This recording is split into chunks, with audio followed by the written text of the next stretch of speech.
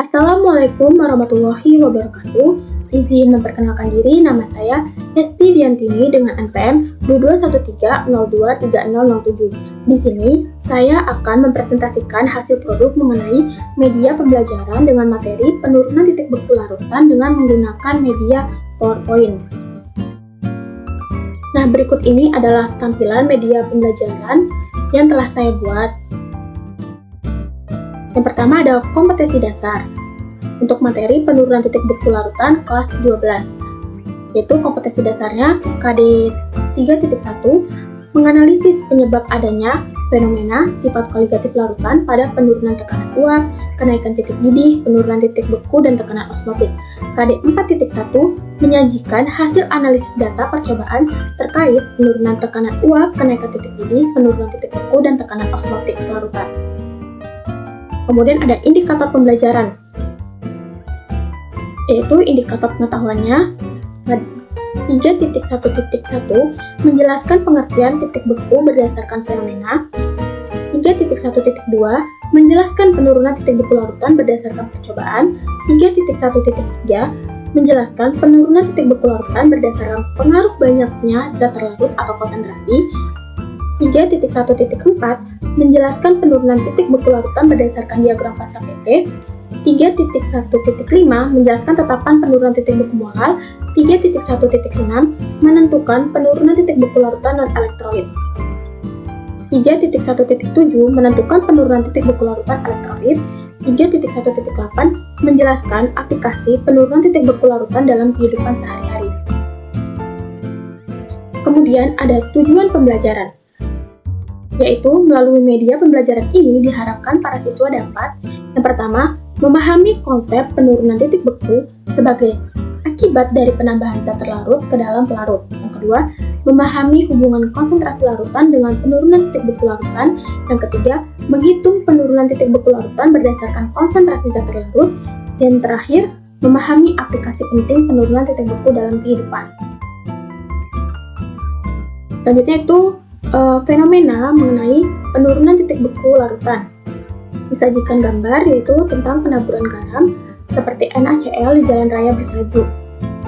Penaburan garam akan menurunkan titik beku larutan di jalan sehingga pada suhu 0 derajat Celcius jalan belum membeku. Nah, ini dijelaskan sebagai berikut. Reaksi kesetimbangan pada pembekuan air H2O liquid berkesetimbangan menjadi H2O solid. Untuk menjadi padat, partikel-partikel air harus saling mendekatkan diri sehingga pergerakan partikel menjadi minimum. Kemudian, air membeku pada suhu 0 derajat Celcius. Pada suhu 0 derajat Celcius terjadi reaksi kesetimbangan, yaitu H2O liquid berkesetimbangan menjadi H2O solid. Nah, dapat disimpulkan bahwa titik beku zat adalah suhu pada saat tercapainya reaksi kesetimbangan antara zat berwujud cair dan padat pada tekanan 760 mmHg atau 1 atm. Kemudian, itu percobaan penurunan titik beku. Di sini terdapat langkah-langkahnya, yaitu membuat campuran pendingin dari butiran es batu yang ditambahkan beberapa sendok garam, terus memasukkan 3 ml air dan larutan gula dalam tabung reaksi yang berbeda ke dalam, kemudian masukkannya ke dalam pendingin dan mengaduk hingga membeku. Setelah itu, air dan larutan gula membeku, keluarkan dari tabung reaksi dan biarkan sebagian mencair. Kemudian, terakhir itu mengukur suhu air dan larutan gula pada kedua tabung reaksi dengan menggunakan termometer. Tahapnya itu hasil percobaan, yaitu ada air dan larutan gula yang telah dibekukan, kemudian diukur suhunya menggunakan termometer. Nah, itu didapatkan hasil yaitu titik beku air yaitu 0 derajat Celcius dan titik beku larutan gula yaitu -10 derajat Celcius. Nah, titik beku larutan gula lebih rendah daripada titik beku air. Hal ini dikarenakan penambahan gula akan menghalangi pergerakan partikel air untuk berubah menjadi fasa padat atau es, sehingga larutan gula membutuhkan suhu yang lebih rendah untuk menjadi padat. Nah, hal ini itu dijelaskan juga dari gambar, di mana pada air ini tidak ada partikel yang menghalangi pergerakan air untuk berubah menjadi fasa padat. Sedangkan pada larutan gula itu terdapat partikel dari gula yang menghalangi air untuk berubah menjadi fase padat atau es. Nah, itu ditunjukkan pada gambar molekul berwarna kuning untuk zat terlarutnya, yaitu berupa gula. Kemudian selanjutnya ada penurunan titik beku larutan berdasarkan konsentrasi. Nah, berikut ini adalah tabel data hasil percobaan penurunan titik beku larutan dalam 1 atm. Itu ada zat terlarutnya, ada gula, urea, glukosa. Nah, untuk konsentrasi larutannya itu masing-masing 1 molal dan 2 molal. Kemudian, titik beku larutan untuk masing-masing zat terlarut pada konsentrasi 1 molal itu min 1,86 derajat Celcius, dan pada konsentrasi 2 molal yaitu min 3,72 derajat Celcius. Kemudian, untuk penurunan titik beku larutannya, yaitu pada zat terlarut dengan konsentrasi 1 molal, yaitu 1,86 derajat Celcius, dan untuk zat terlarut pada konsentrasi 2 molal, itu penurunan titik beku larutannya 3,72 derajat Celcius, dengan air murni sebagai zat pelarut membeku pada suhu 0 derajat Celcius. Nah, untuk mendapatkan penurunan titik beku larutan yang disajikan dalam tabel ini, itu akan dijelaskan selanjutnya. Namun, di sini kita lihat dulu penurunan titik beku larutan pada konsentrasi larutan 1 molal dengan 2 molal itu berbeda, di mana yang pada 2 molal itu penurunan titik beku larutannya itu lebih besar dibandingkan pada konsentrasi larutan 1 molal. Nah, hal ini dikarenakan konsentrasi larutan itu berpengaruh terhadap penurunan titik beku larutan, di mana semakin besar konsentrasi dari suatu larutan, maka penurunan titik bekunya juga semakin besar. Kemudian selanjutnya itu untuk penjelasan cara mencari atau menghitung penurunan titik beku larutan. Penambahan zat terlarut dalam suatu larutan akan menurunkan titik beku larutan, sehingga titik beku larutan itu lebih kecil dari titik larutan. TF, penurunan beku larutan sama dengan TF0 atau titik beku pelarut dikurangin TF atau titik beku larutan. Kemudian di sini disajikan untuk titik beku pada pelarut murni, titik beku pada larutan non elektrolit, dan titik beku larutan elektrolit lemah, dan titik beku larutan elektrolit kuat. Dapat kita lihat bahwa titik beku pelarut murni itu 0 derajat Celcius, titik beku larutan non elektrolit itu min 0,5 derajat Celcius, dan titik beku larutan elektrolit lemah itu min 1 derajat Celcius, dan titik beku larutan elektrolit kuat yaitu min 1,5 derajat Celcius. Nah, ini dapat disimpulkan bahwa semakin elektrolit suatu zat terlarut, maka titik beku larutannya semakin rendah. Kemudian ada penjelasan penurunan titik beku larutan berdasarkan diagram fase PT. Nah, di sini disajikan diagram fase PT, di mana dapat kita ketahui bahwa titik D ini merupakan titik beku pelarut pada tekanan 1 atm atau 760 mmHg, dan titik G ini adalah titik beku larutan pada tekanan 1 atm atau 760 mmHg. Kemudian di sini juga ada garis batas, yaitu antara fase cair dan padat untuk pelarut dan larutan. Kemudian di sini ada delta TF, yaitu penurunan titik beku, dan ada TF larutan, yaitu titik bekunya si larutan, dan ada titik bekunya air, yaitu 0 derajat Celcius. Selanjutnya ada tetapan penurunan titik beku molal. Seperti halnya kenaikan titik Gini, ukuran penurunan titik beku larutan bergantung pada besarnya tetapan penurunan titik beku molal pelarutnya. Nilai tetapan penurunan titik beku molal untuk setiap pelarut tidak sama. Nah, itu disajikan pada tabel berikut, yaitu untuk pelarut air itu KF-nya adalah 1,86 derajat Celcius per molal. Untuk benzena, KF-nya itu 5,10 derajat Celcius per molal. Untuk dietil ether, itu KF-nya adalah 1,79 derajat Celcius per molal. Untuk klorofon, KF-nya itu adalah 4,68 derajat Celcius per molal. Untuk karbon tetraklorida, KF-nya itu adalah 29,80 derajat Celcius per molal. Dan untuk etanol atau alkohol itu KF-nya adalah 1,99 derajat Celcius per molar. Kemudian untuk menentukan penurunan titik beku, yaitu untuk menghitung penurunan titik beku larutan elektrolit, rumusnya adalah delta TF sama dengan KF dikali M, di mana delta TF adalah penurunan titik beku larutan, kemudian KF adalah tetapan penurunan titik beku molal, dan M adalah molalitas larutan. Kemudian rumus tersebut itu bisa kita jabarkan, yaitu dengan menggunakan rumus molal, yaitu di mana rumus molal adalah gram per mr dikali 1000 per P, adalah P itu adalah massa pelarut gram. Nah, sehingga rumusnya itu bisa menjadi delta TF sama dengan KF dikali gram per mr dikali 1000 per P atau massa pelarut gram. Kemudian selanjutnya adalah menentukan penurunan titik beku untuk menghitung penurunan titik beku larutan elektrolit. Sebenarnya untuk larutan elektrolit dan non-elektrolit itu rumusnya hampir sama. Itu hanya berbeda di mana pada larutan elektrolit itu dikalikan dengan faktor Van Hoff, sehingga rumusnya itu menjadi delta TF sama dengan KF dikali M dikali I. Nah, KF itu sama tetapan penurunan titik beku molal, kemudian M itu adalah molalitas larutan, dan I itu adalah faktor Van Hoff-nya, di mana I itu didapatkan dari rumus 1 ditambah alfa dikali N dikurang 1, di mana N adalah jumlah ion, alfa adalah derajat ionisasi. Nah, untuk larutan elektrolit kuat, biasanya I itu adalah sama dengan N. Nah, N itu adalah jumlah ion. Misalnya, kita ingin menambahkan larutan NaCl. Nah, itu untuk mencari jumlah ionnya, berarti kita ionisasi dulu menggunakan reaksi ionisasi, yaitu NaCl, reaksi ionisasinya kan Na plus ditambah Cl min. Nah, berarti di sini jumlah ionnya itu ada 2, dari Na plus dan Cl min, sehingga jumlah ionnya itu adalah jumlah ionnya adalah 2, sehingga faktor Van Hoff-nya itu adalah 2.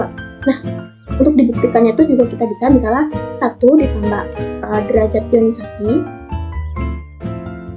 Untuk larutan elektrolit kuat itu derajat ionisasinya adalah 1, berarti ditambah 1 dikali N yaitu 2 dikurang 1, berarti kan alfa 2 dikurangi 1 itu adalah 1, terus 1 dikali 1 1, jadi 1 ditambah 1 2, jadi benar. Jadi NaCl itu jumlah ionnya 2, berarti faktor Van Hoff-nya juga 2. Nah, berbeda dengan larutan elektrolit lemah, itu derajat ionisasinya itu bukan 1. Biasanya itu nanti kalau dalam bentuk soal itu diberikan. Kemudian rumus tersebut tadi sehingga bisa dijabarkan lagi seperti rumus pada larutan elektrolit, yaitu dengan delta TF sama dengan KF dikali gram per mr dikali 1000 per P, yaitu massa pelarut dikali I. Itu adalah faktor Van Hoff. Nah, kemudian selanjutnya yaitu aplikasi penurunan titik beku larutan dalam kehidupan.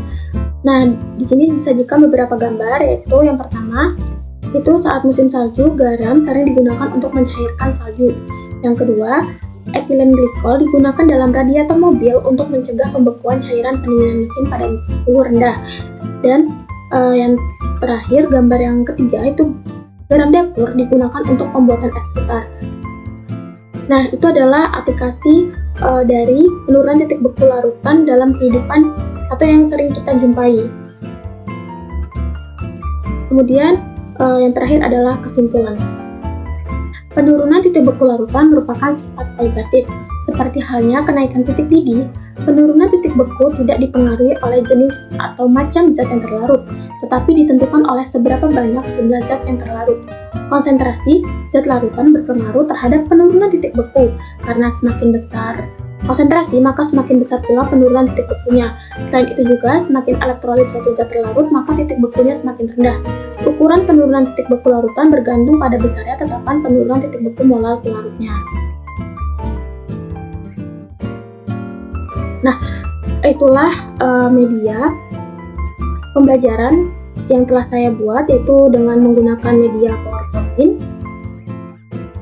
Nah, alasan saya menggunakan media PowerPoint itu karena PowerPoint memudahkan penyajian materi secara visual dengan kombinasi teks, gambar, grafik, dan video, sehingga lebih mudah dipahami oleh siswa. Elemen-elemen ini dapat memperjelas konsep yang kompleks, yang seperti tadi, yaitu pada percobaan penurunan titik beku larutan itu dapat digambarkan dengan menggunakan PowerPoint. Kemudian PowerPoint mudah digunakan untuk membuat presentasi tanpa keahlian tinggi, sehingga siapa saja bisa memodifikasi materi presentasinya dengan cepat. Nah, di dalam PowerPoint terdapat fitur seperti animasi, hyperlink, transisi, dan lain-lain yang dapat digunakan untuk membuat media pembelajaran yang interaktif yang mendorong partisipasi aktif siswa dalam pembelajaran. Nah, tadi yang tadi menggunakan animasi untuk melakukan percobaan penurunan titik beku larutan. Nah, kemudian di sini terdapat keunggulan atau kelebihan produk yang saya buat. Nah, keunggulan atau kelebihannya itu yaitu tampilan template, yaitu lebih bervariasi, tidak hanya menggunakan template atau desain yang ada di PPT. Jadi saya menggunakan template lain yang saya cari atau saya download dari misalnya bisa dari Google, kemudian saya masukkan ke dalam PPT, itu saya gunakan untuk mengubah tampilannya, sehingga tampilannya tidak monoton hanya dari template yang telah disediakan oleh PPT.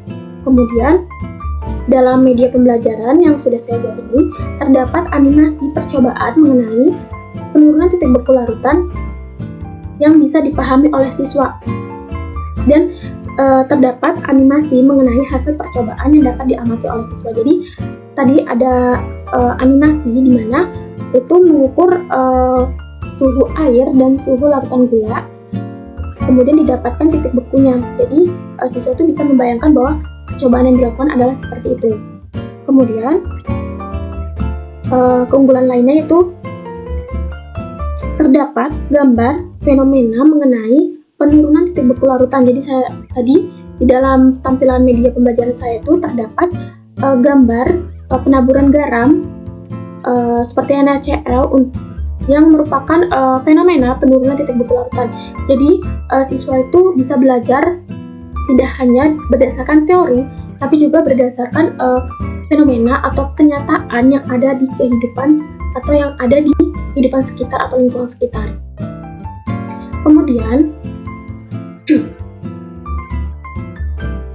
Kemudian juga terdapat gambar struktur terjadinya titik beku air dan larutan. Nah, tadi kan ada juga tuh perbedaannya, di mana titik beku air sama titik beku larutan gula itu beda. Nah, itu tuh juga dijelaskan melalui gambar struktur bahwa larutan gula atau partikel gula itu menghalangi partikel air untuk membeku. Makanya titik beku larutan gula dan air itu berbeda, dan titik beku larutan itu lebih rendah. Nah, itu dijelaskan dengan saya menggambar struktur air, kemudian ada partikel gula yang menghalangi pergerakan si air tersebut. Kemudian juga dalam media pembelajaran saya buat ini, saya menyediakan tabel data hasil percobaan yang bisa diamati oleh siswa. Seperti saya menyajikan beberapa zat terlarut, kemudian dengan berbeda konsentrasi, kemudian ada titik bekunya dan ada penurunan titik beku larutannya. Di sini siswa bisa mengamati, kemudian mengetahui bahwa untuk titik beku setiap konsentrasi itu berbeda, dan untuk titik beku dengan konsentrasi yang lebih tinggi itu, untuk penurunan titik beku dengan konsentrasi yang lebih tinggi itu lebih besar, sehingga siswa dapat menyimpulkan bahwa semakin besar konsentrasi, maka penurunan titik bekunya juga semakin besar, yaitu dengan disajikan sebuah tabel tadi. Kemudian di dalam tampilan saya juga terdapat gambar, atau saya menambahkan gambar mengenai diagram fase PT. Nah, di sini siswa tuh bisa melihat bahwa air itu dan larutan itu membekunya pada tekanan 1 atm. Nah itu kan diagram fase PT itu tuh menyatakan hubungan antara tekanan dengan dengan temperatur. Makanya di sini siswa itu diajak untuk mengamati sebuah diagram fase PT sehingga siswa lebih paham mengenai penurunan titik beku lautan berdasarkan diagram fase PT. Nah, itu saja yang dapat saya sampaikan. Saya akhiri. Wassalamualaikum warahmatullahi wabarakatuh.